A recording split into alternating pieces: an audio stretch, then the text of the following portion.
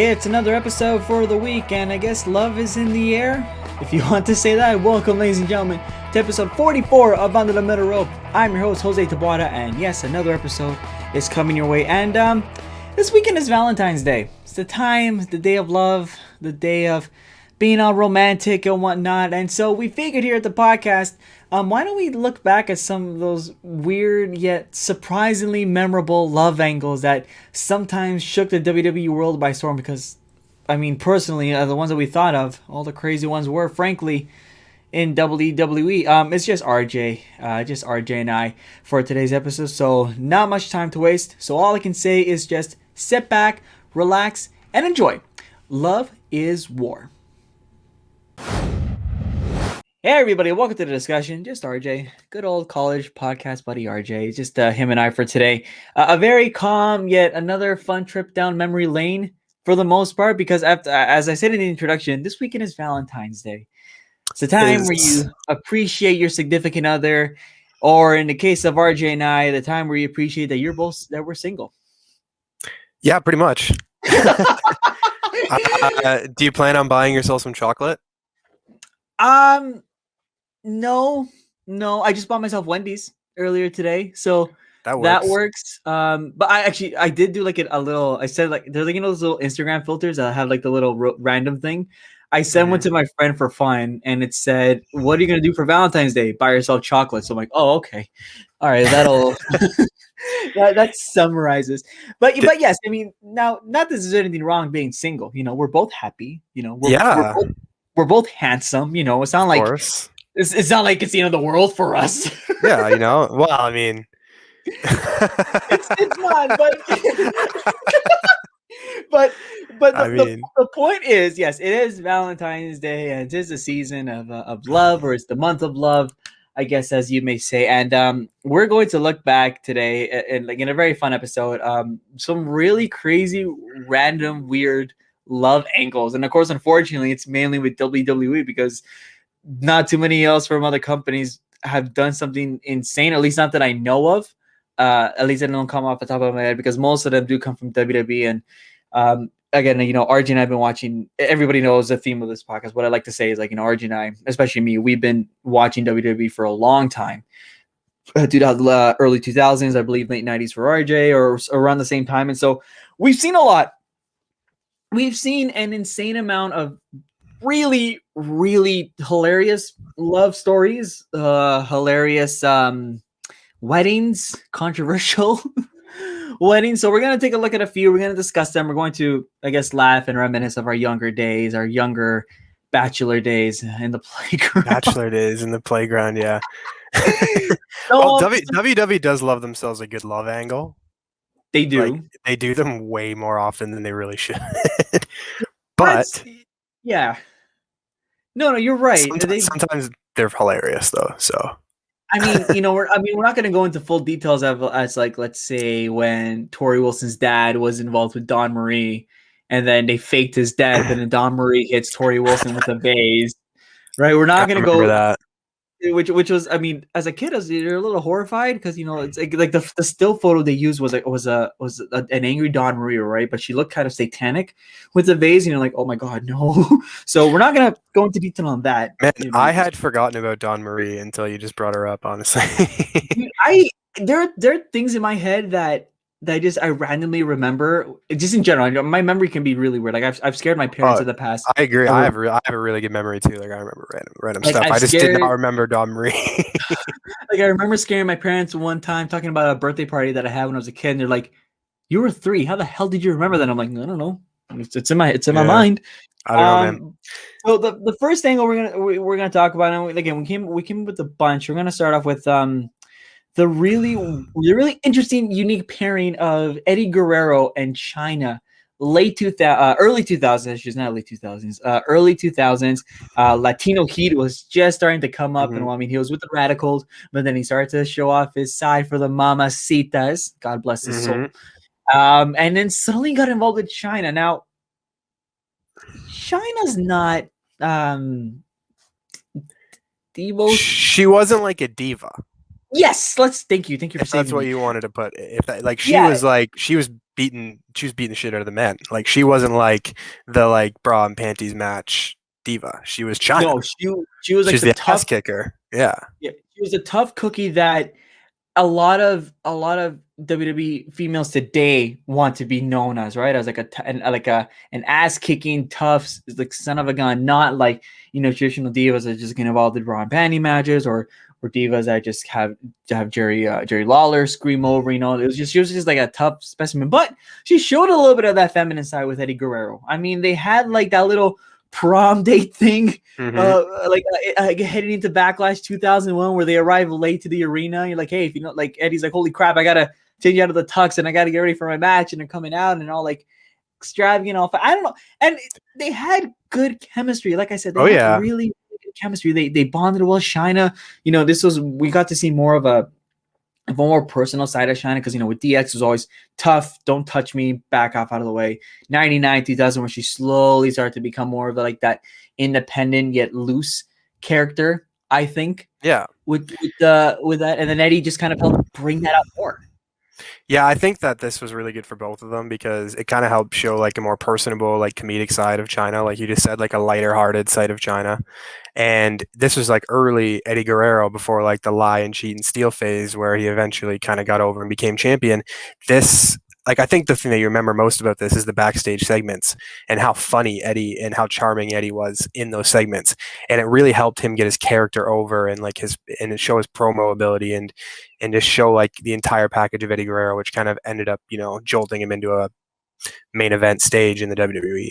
Absolutely. And I mean, yeah, like the Latino Heat, the Titantron with him dancing with Chyna and all, it worked out so well. And again, it was a starting point for Eddie. Of course, we just before we started, we were just asking like, how did this wrap up? And there wasn't really like a big proper conclusion because Chyna didn't leave the company too long after that. I think like her final, I think even like by WrestleMania 17, they were already apart, if I'm not mistaken. Then Eddie had his own singles thing, and then Eddie was fired.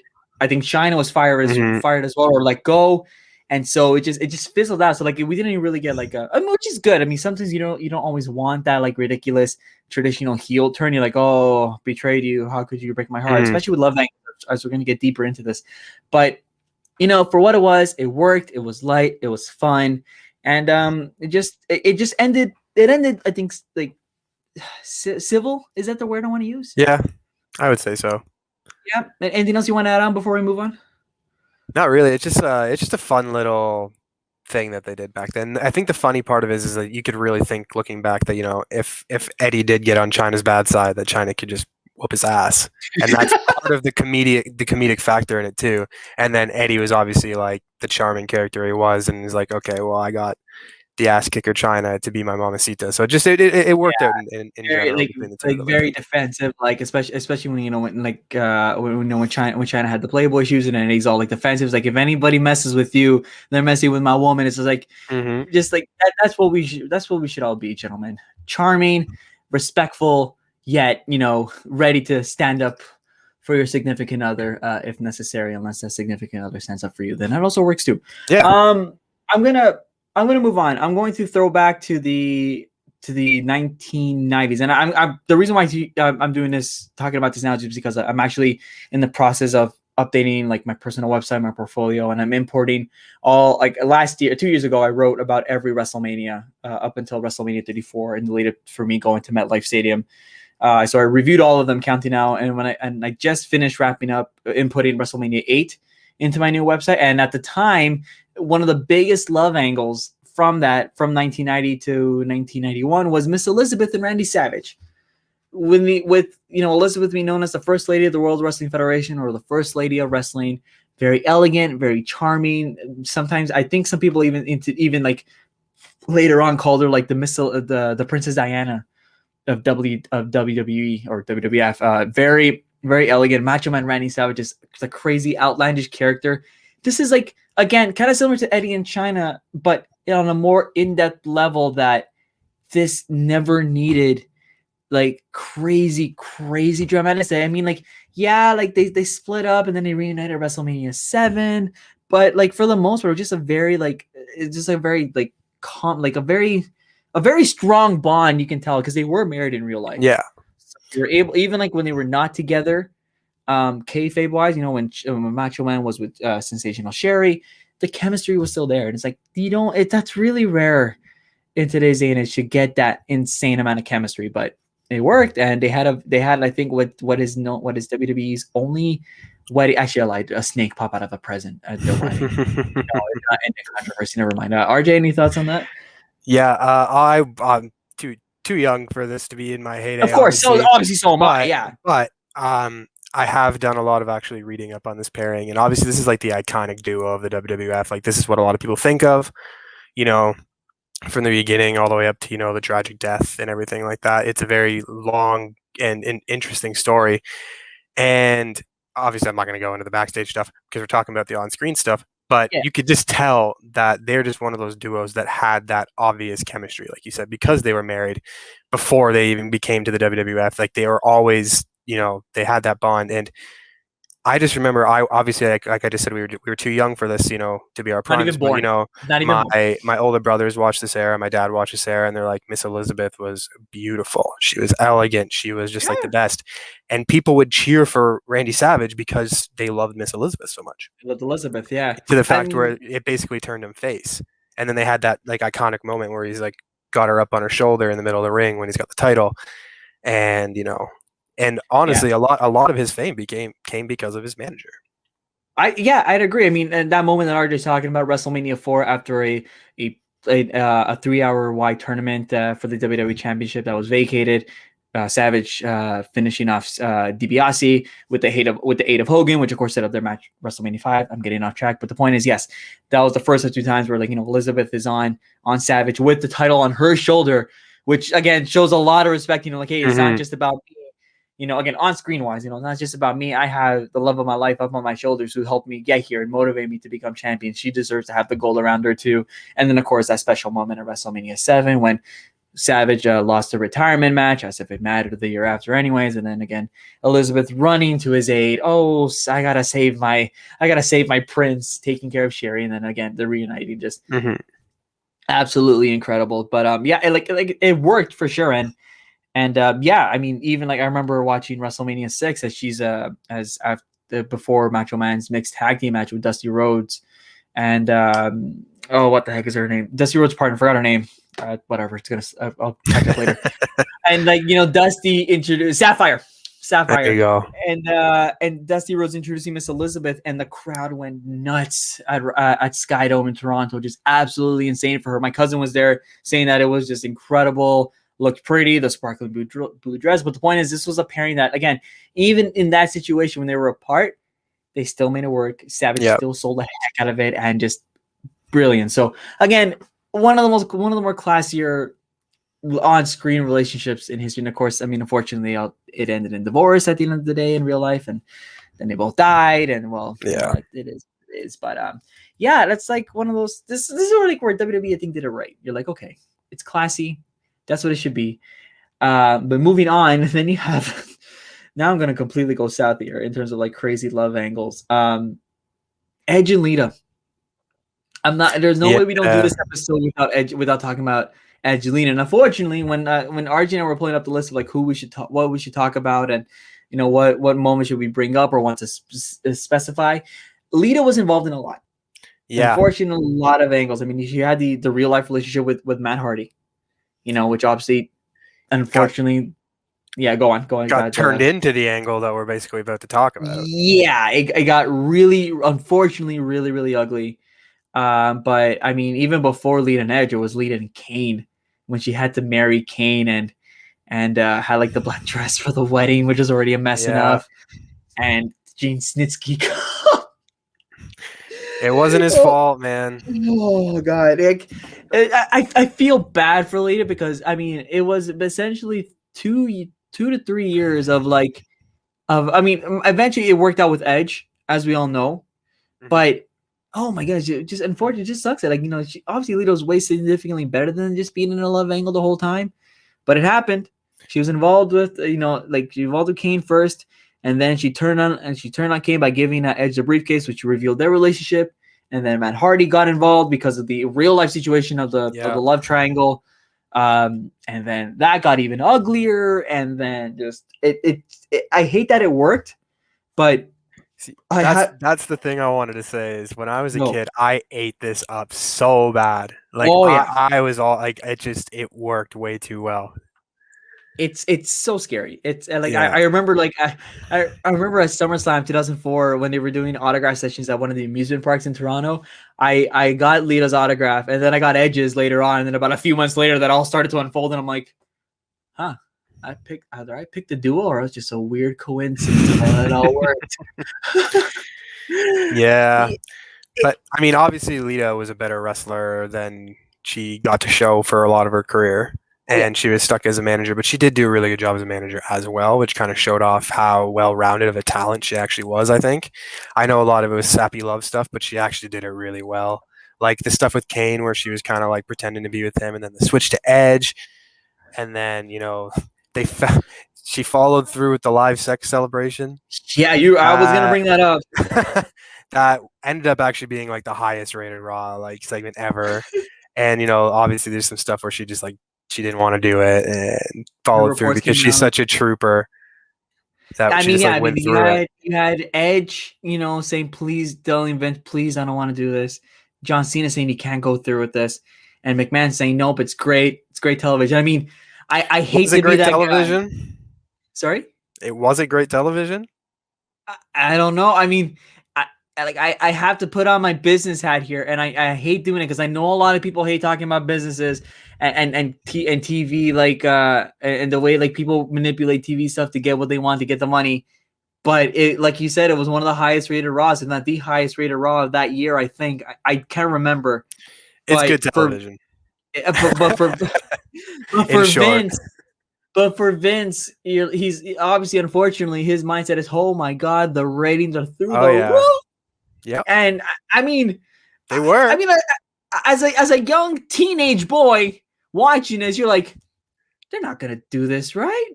And then Yeah, it but started.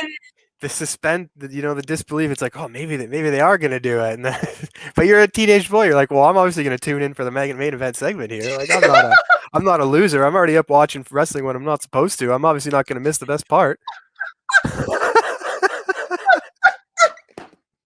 It's true. Jesus Christ, RJ.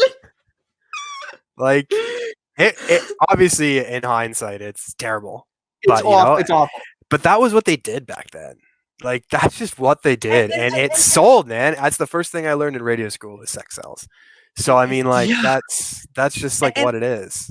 and honestly, I hate using that excuse of like, oh, that was just the times back in the day, right? I mean, like at the end of the day, I think we've obviously grown up to learn, and I say grow up because yes, I mean, even as young kids, teenagers, I'm not saying RG and I were bad kids growing up, right? We just unfortunately just weren't either properly taught or weren't aware of just like what's right or wrong sometimes, right? Unfortunately, it's just the nature of growing up, right, with anybody. And like obviously, like I mean, in hindsight, like when you hear that even like two full-grown adults are saying, just don't do this, it's not a good idea, then you just know it's not right. You just Yeah, know it's not right, especially for her. It's like, and then the way that she ended up leaving the company after that was just awful. But but that aside, sex celebration aside, again, just a duo that was just so beautifully hated. Oh my god, you yeah, love to hate them.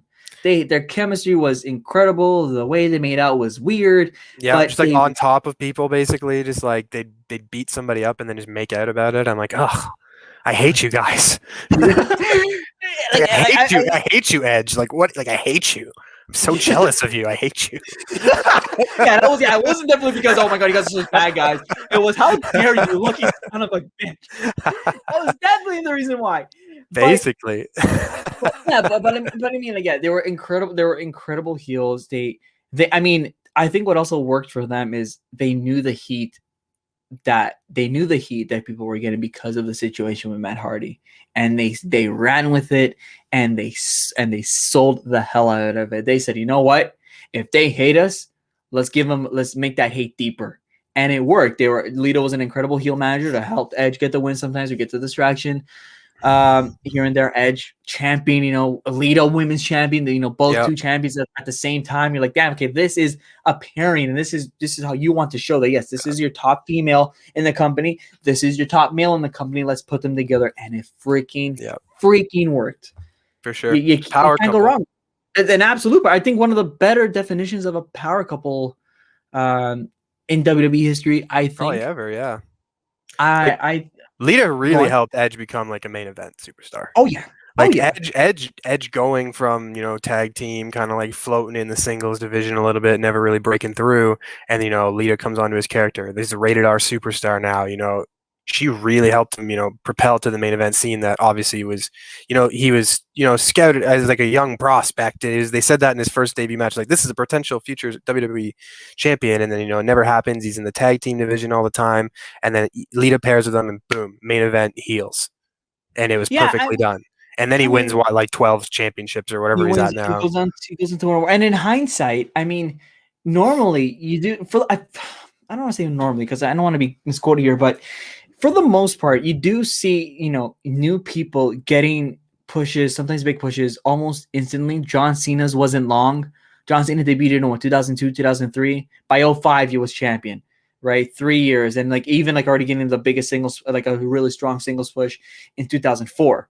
Right, with the United States Championship or WrestleMania 20, and then as the months went by, the spinner belts, all that worked. For Edge, 99 was his debut, I think. Mm-hmm. 2006 was his first world title. I know he had the injury, which of course kind of makes you wonder, was something going to happen here? Was he going to be champion earlier? But I mean, it at the same time for Edge, it also kind of just fell. It also just fell in his lap, comes back from the neck injury.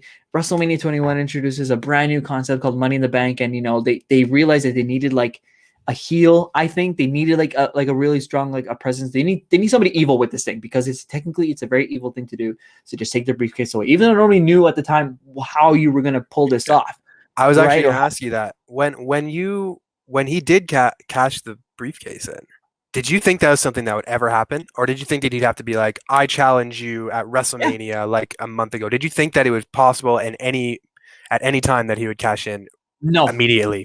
no, because And I don't think WWE thought about that either, really, to be it did. honest. No, they didn't. Edge is on record saying that Vince, saying Edge was the one that came up with the plan. He's like, okay, Vince, I have an idea for you. Just hear me out, all right? What if I catch, like, I'm a heel. What if I catch this in after a guy is beat up? What's the point of me being all formal as a bad guy? And Vince is like, okay. The writers apparently were saying, no, that's a stupid idea. Just get Edge to formally announce it. And then he's eventually, no, let's do what Edge's idea. And then, he told Edge, prove me right.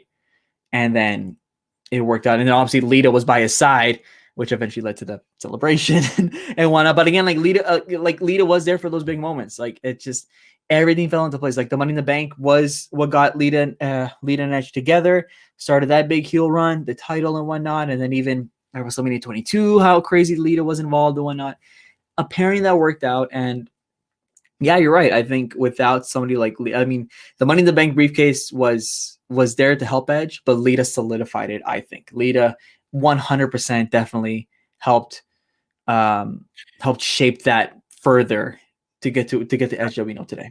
Yeah, I think she helped keep him on top. I think the Money in the Bank and like it helped him get there, but his character with Lita kind of like helped him solidify him as like this is a main event guy. Like this is somebody who can hang with the John Cena's of the world.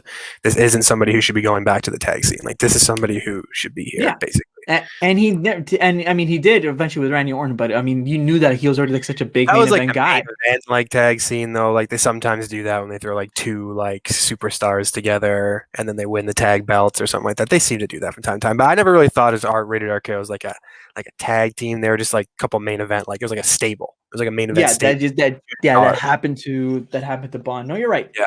You're right. So if that worked out, and And there's when history. I was doing a little research before here for on this couple, did you know this is a rumor I guess that it was possible it's possible that Matt Hardy was going to be released, but they kept him on for a couple extra months so they could do the Edge love triangle. I no, I did hear that. I because I remember. I think that was one of the again. That was like 2005, right? I mean, that's 3 years already being a fan. Now, I knew that wrestling was scripted, but it was also the time where you were still ignorant to it. You were still You're ignoring. suspending your disbelief big time. The belief is still, yeah, the belief is still suspended. But when Hardy came back and said Adam, that's when I'm like, something's wrong here. Something happened. Something happened, right? And then I think I remember hearing that like he was already released, and then he forced his way back into the. I mean, the kayfabe was he was already released, and then Matt Hardy snuck into the building, hopped the barricade, and then said, "Adam, you bastard! Amy, you whore!"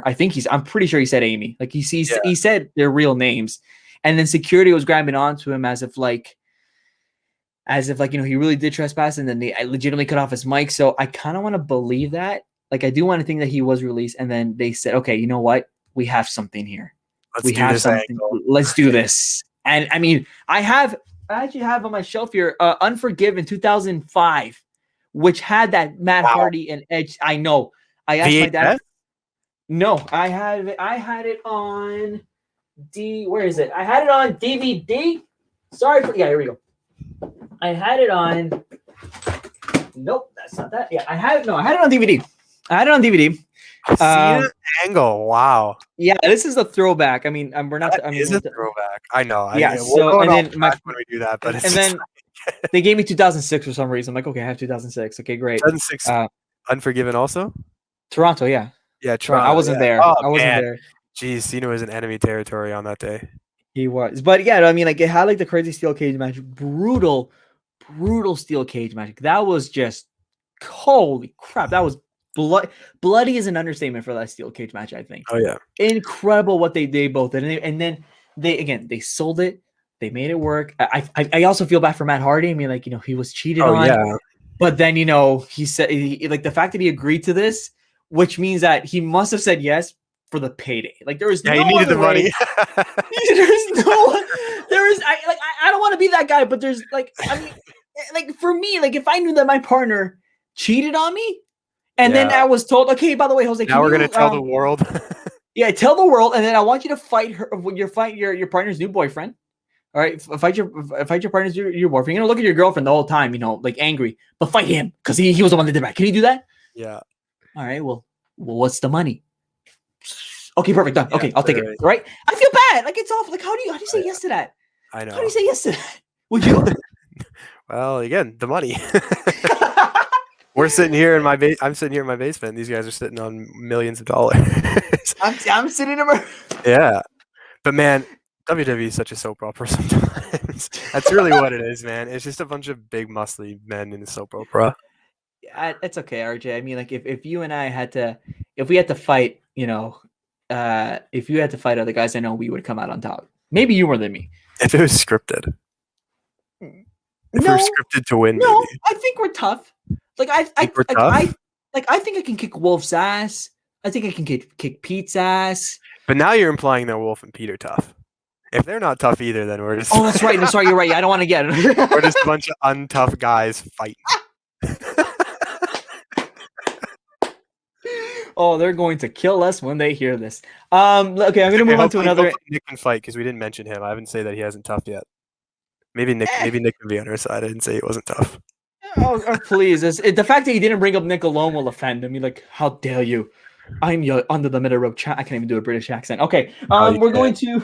We're gonna move on to. We're gonna jump back to the early 2000s, 1999. Actually, I actually forgot about this one. RJ was the one that brought it up to me, and I'm like, yes, this is one that we definitely have to talk about in terms of love angles. And I'm talking about Stephanie McMahon and Triple H. Because I mean, that's the love angle. It's probably like it's not like the love angle of love angles. Now it is though. They're just in charge now. It started it all. Right. And I mean what started off as an angle. I mean, like Vince was gonna say, hey, do you want to team up with Triple H for the heck of it? Okay, sure, that's fine. By the way, Dad, I fell in love with him. I will marry him. Like it ended up in a real life marriage. Yeah. He's cool though. Huh?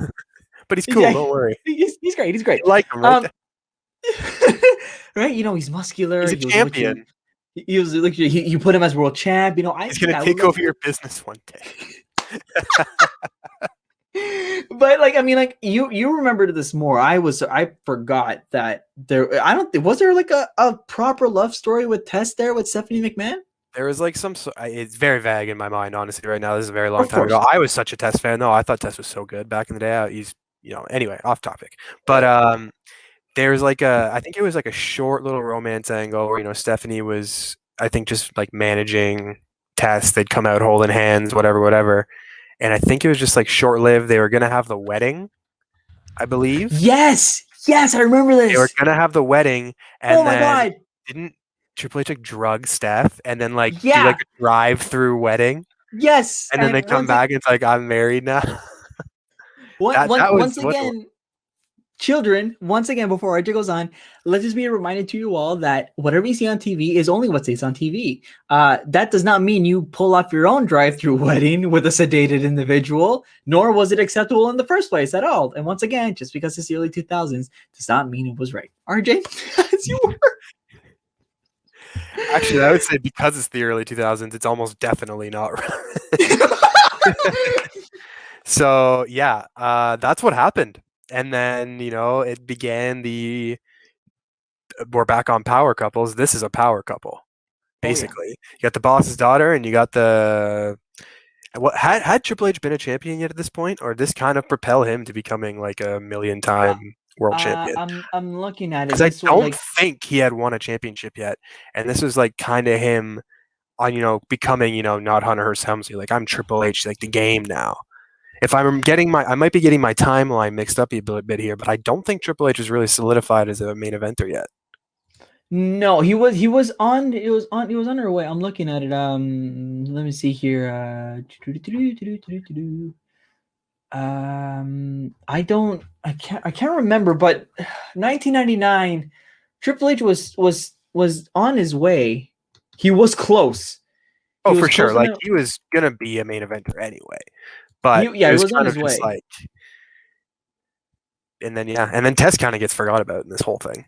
He I, becomes a jobber. It's like, unfortunately, I mean, sorry, yeah, just Test.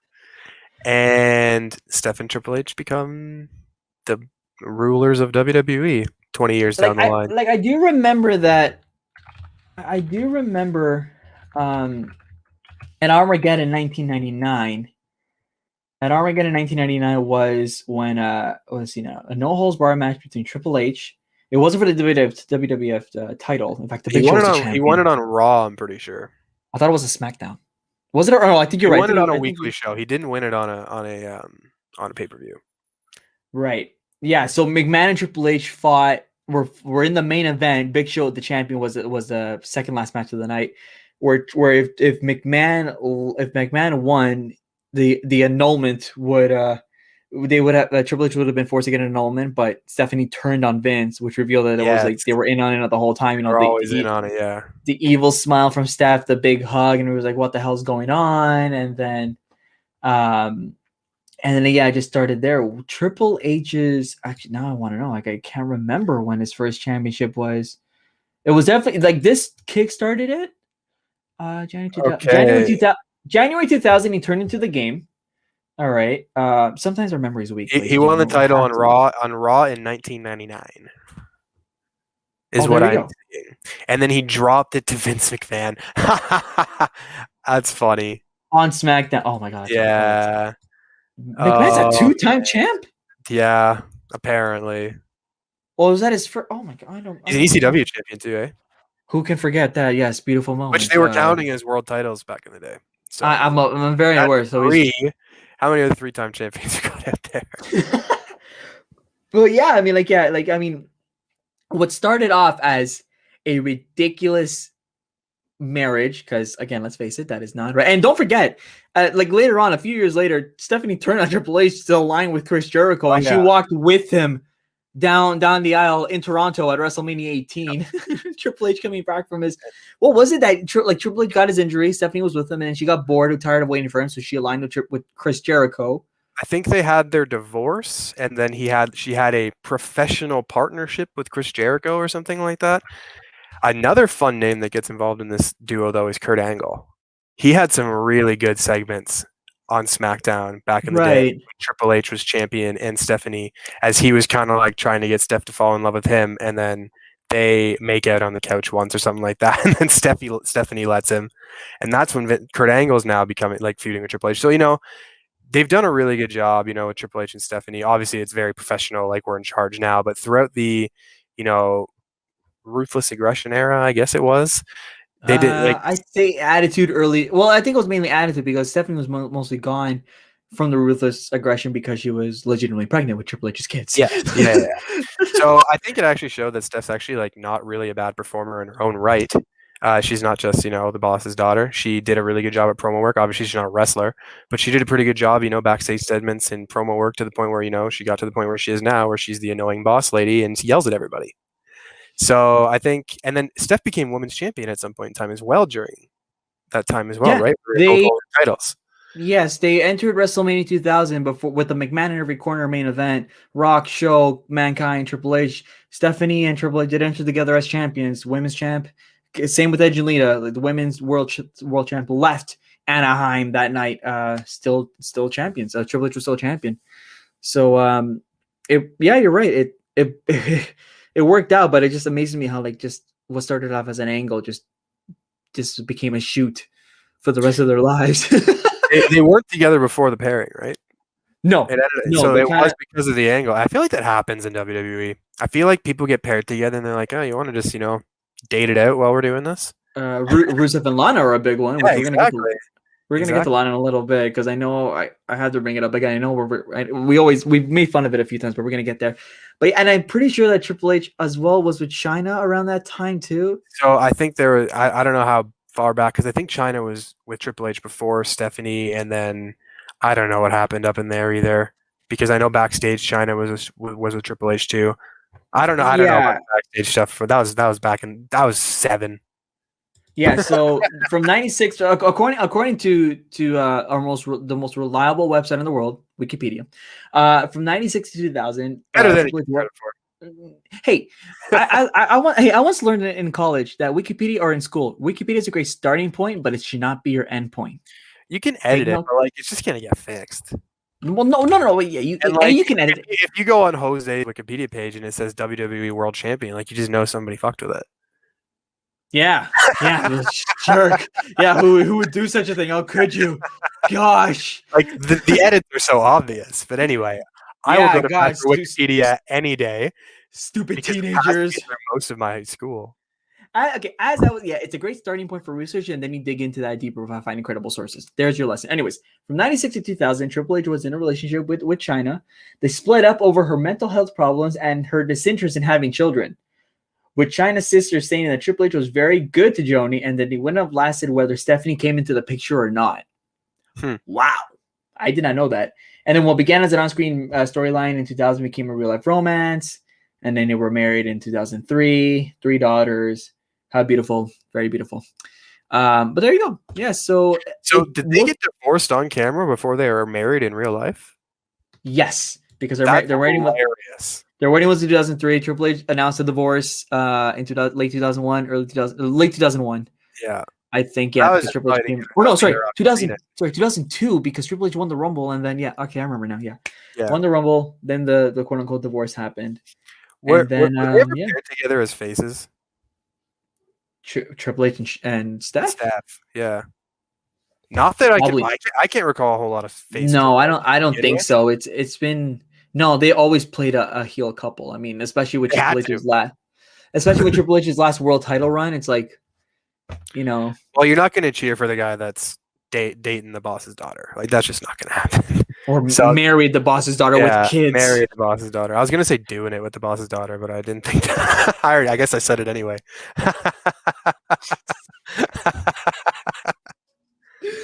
Oh, the WWE. But hey, you know what? For Triple H, I mean, I think at the end of the day, Triple H is laughing at everybody today because he found the love of his life. He has a family. He would technically be the heir to the WWE if something were to happen to Vince. But it worked. He got it. And now he has Steph. He has a dancing brother-in-law in Shane McMahon. Yeah. Again, sometimes kids, the most random group projects can turn into something special. Yeah, sometimes things just work out for you. It just works out. It just worked out.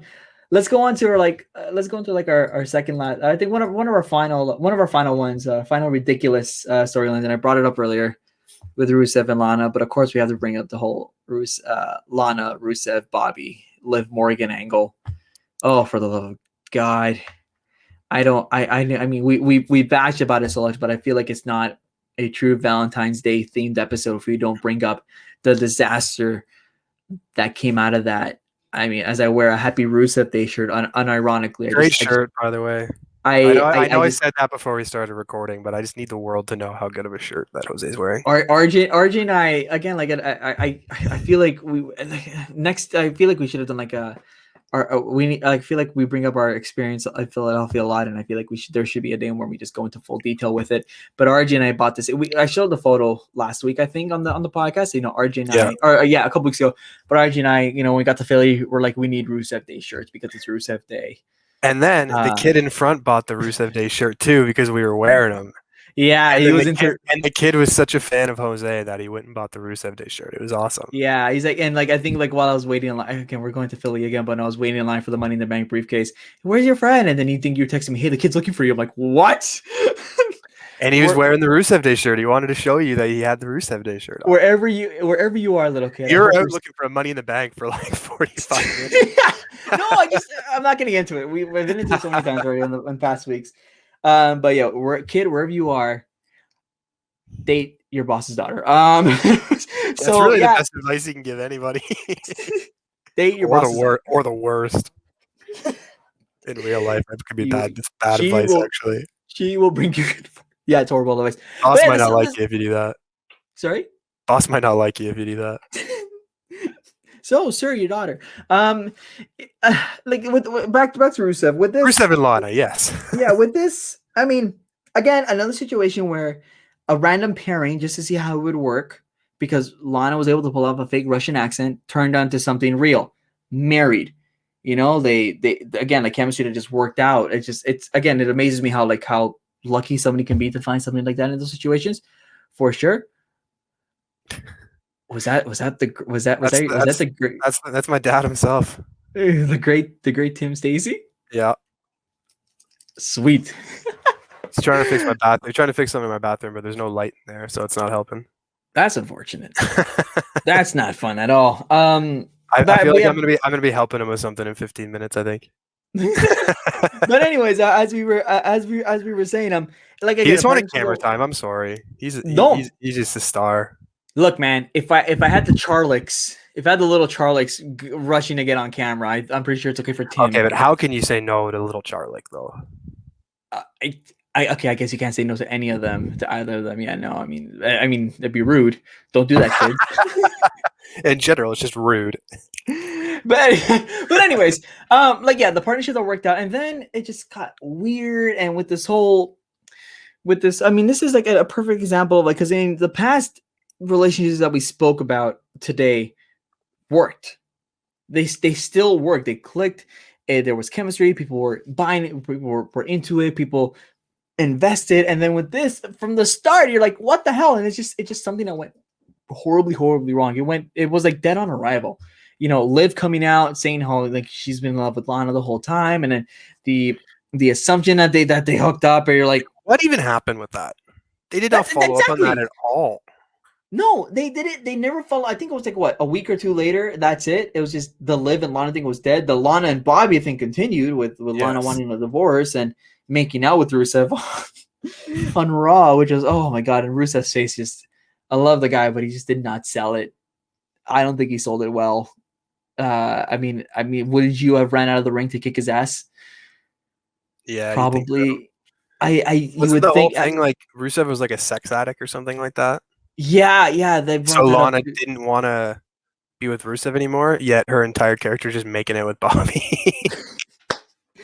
Yeah, it's such a shame how that all came to be, but I don't know. I mean, like it's hard to bring up anything else because it was just so. Where did you think it could have gone? I think that's the question to ask here. Like, if they continue with the Lana and Liv thing, if they continued with the Bobby Rusev angle, had Rusev not been fired or just been used on TV, what do you think could have been the resolution to all I, that? I think the idea was to get Lana off of Rusev and onto Lashley to give him like a real manager so he could be like a main event player. I think that's what the overall goal was. I think they're like, okay, maybe Rusev's leaving. Maybe we don't care about Rusev anymore. But we care about his hot manager.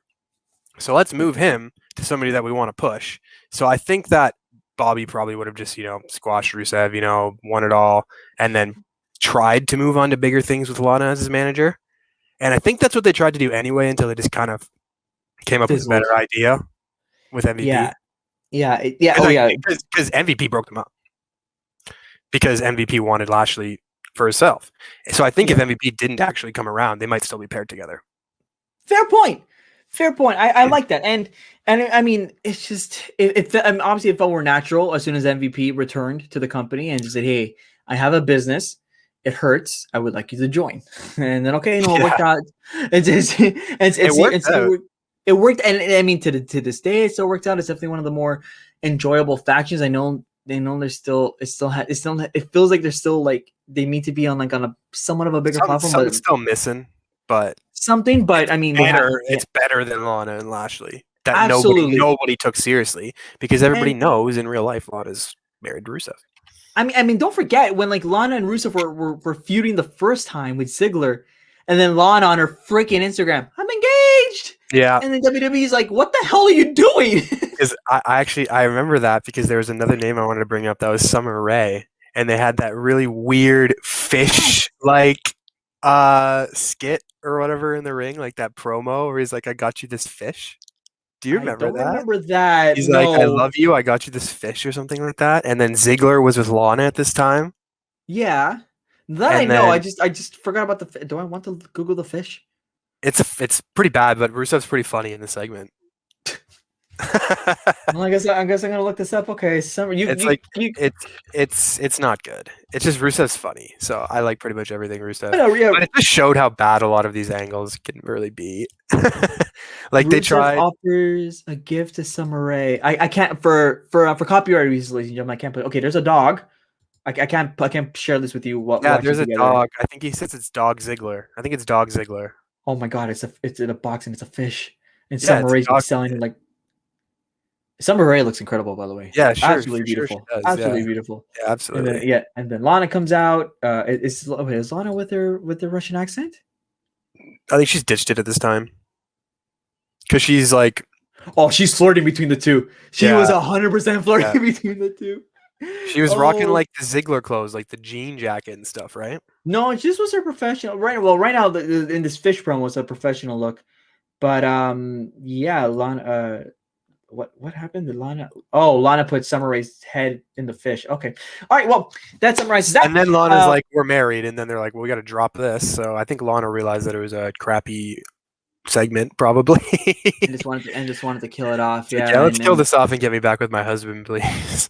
I mean, and don't get me wrong. I mean, I think we should acknowledge that yes, Lana is actually a decent mouthpiece because she did help Rusev in his singles run when he first debuted with the company.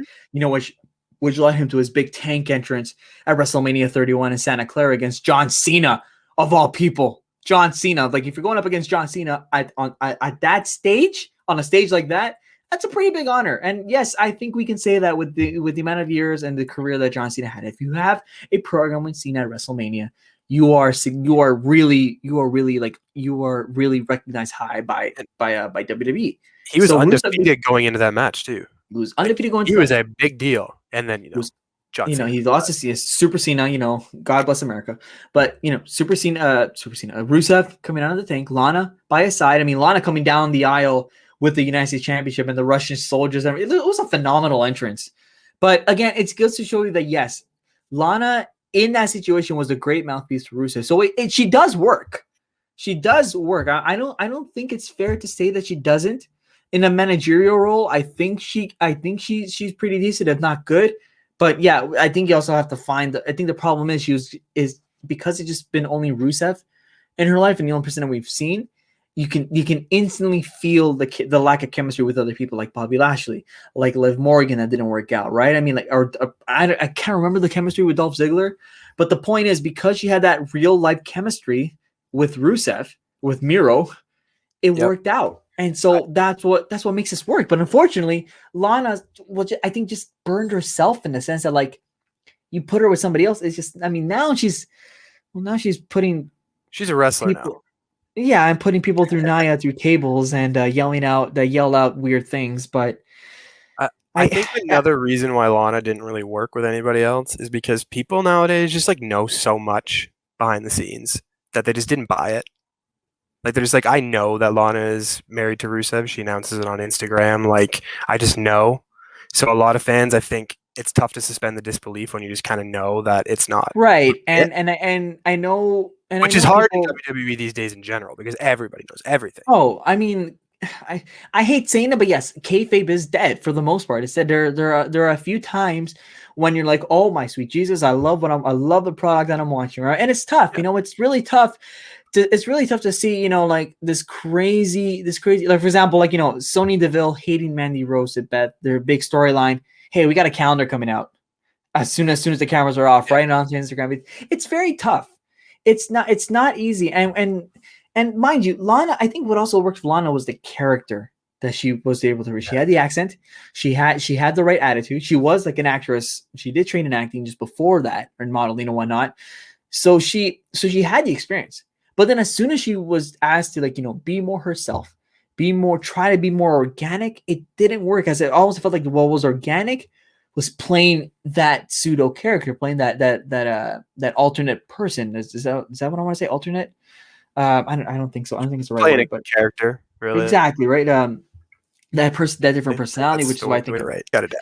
which I think it works. So unfortunately, I think that's just what burned at the end of the day with that 4-way with that 4-person storyline. I shouldn't say 4-way, 4-person storyline that just Liv didn't work out because it just the suspended disbelief, but also Lana's like lack of believability to go with it as well, which just ended up being Yeah. just such a disaster of a thing. I remember being at work, I was like watching NBA games, right? And like I things got quieted down. Okay, like I put Raw to the side as I was working and focusing on my work.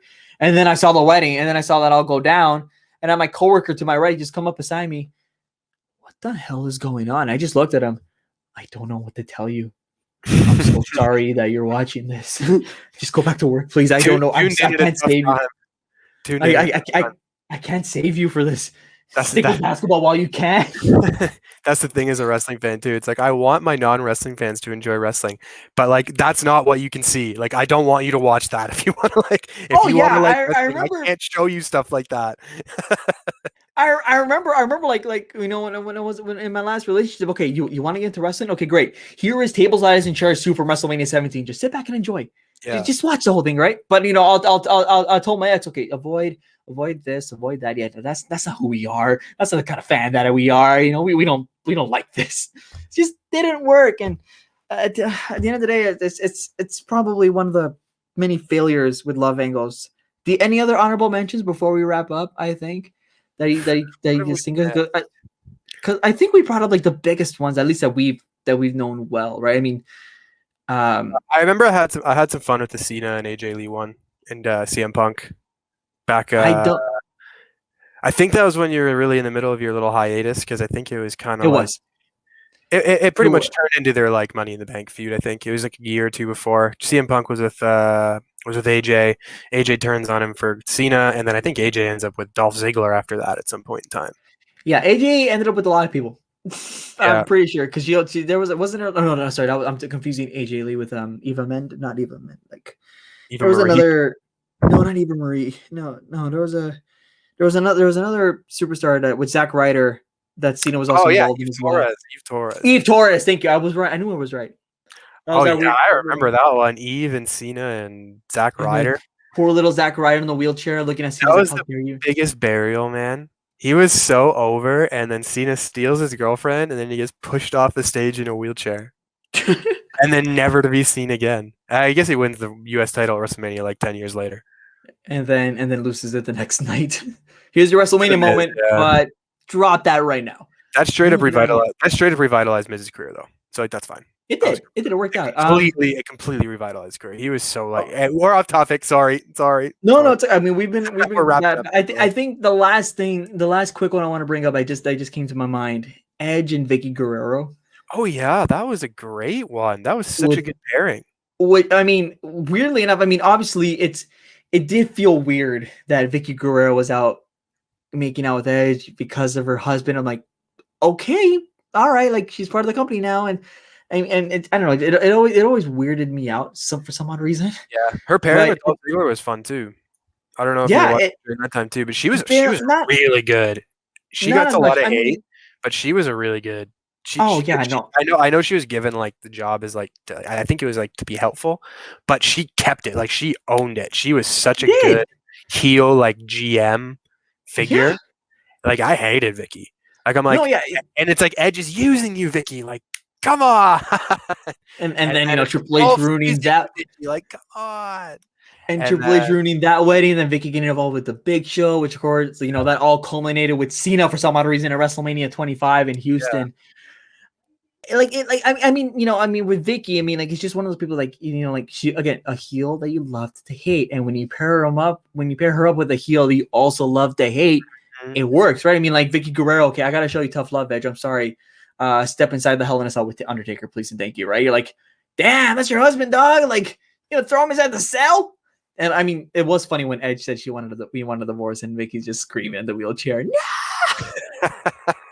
That is pretty funny. I'll give him that. Like, just like, no!